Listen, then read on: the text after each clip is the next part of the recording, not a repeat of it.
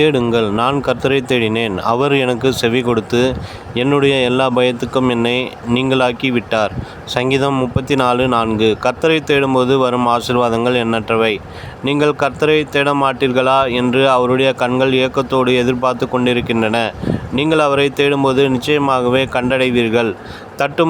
தட்டும்போது திறக்கவும், கேட்கும்போது கொடுக்கவும் கர்த்தர் கிருபையின் ஐஸ்வர்யம் உள்ளவராய் இருக்கிறார். கர்த்தரை முழு இருதயத்தோடும் நீங்கள் தேடினால் நிச்சயமாகவே அவரை கண்டுபிடிக்க முடியும். எரேமியா 29:13.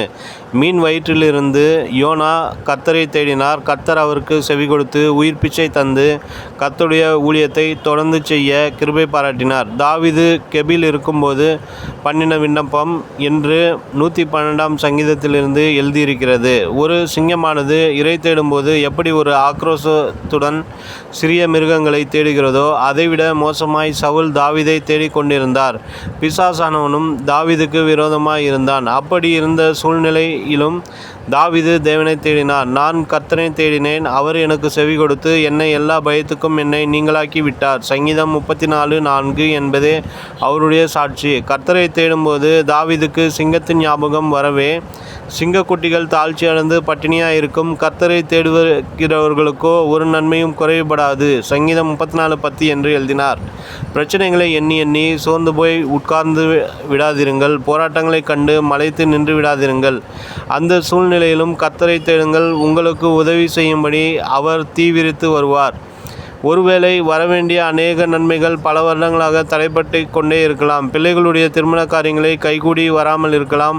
அப்பொழுதெல்லாம் உபவாசம் இருந்து கர்த்தருடைய முகத்தை தேடுங்கள். உங்களில் என்ன குறை உண்டு, என்ன பாவம் உண்டு, எந்த மனிதர்கள் மேல் கசப்பு வைராக்கியம் உண்டு என்பதையெல்லாம் ஆராய்ந்து பார்த்து தடைகளை தகர்த்தெறிந்து ஜெபியுங்கள்.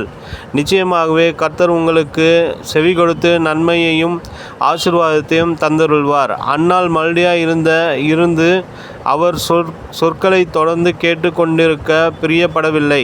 கர்த்தருடைய ஆலயத்திற்கு வந்து கர்த்தரை தேடினாள். பொருத்தனையோடு இருதயத்தை ஊற்றி ஜெபித்தாள். கர்த்தர் அவளுக்கு உதவி செய்து ஆசீர்வாதமான சந்ததியை கிருபையாய் கொடுத்தார். உங்களுக்கும் அற்புதம் செய்வார். தேவ பிள்ளைகளே, இனி நீங்கள் நிந்தையும் அவமானமும் அடையப் போவதில்லை. உங்களுடைய துயரத்தின் நாட்கள் முடிந்து போகிறது.